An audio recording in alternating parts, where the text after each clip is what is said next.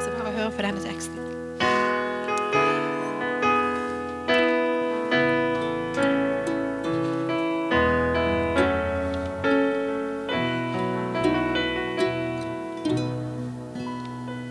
Se liljene på marken, de gjør ingenting, men det finnes ingen konge kledd så prektig som en av dem.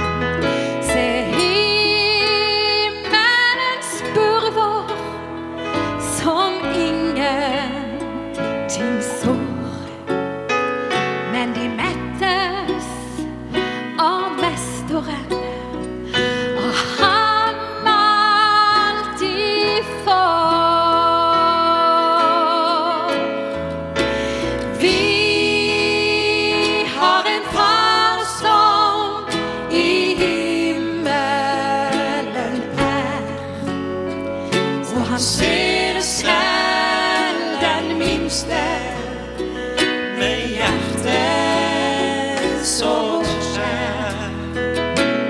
Han bryr seg om deg, om sorgen deg tar. Betrakt markens liljer, det gir deg jordsvar. For jeg presenterer deg for denne venn.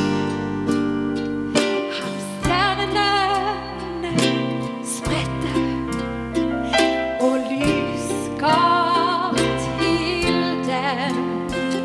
Hver morgen gir blomstene dog ved hver vei, men han ikke for opptatt til å se etter deg.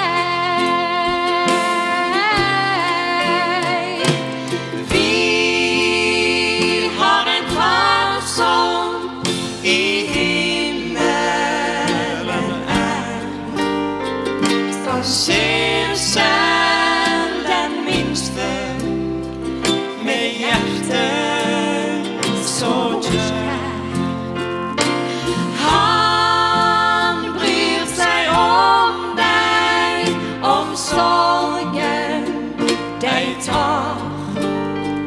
Betrakt markens viljer, det gir deg jordsvar. Betrakt markens viljer, det gir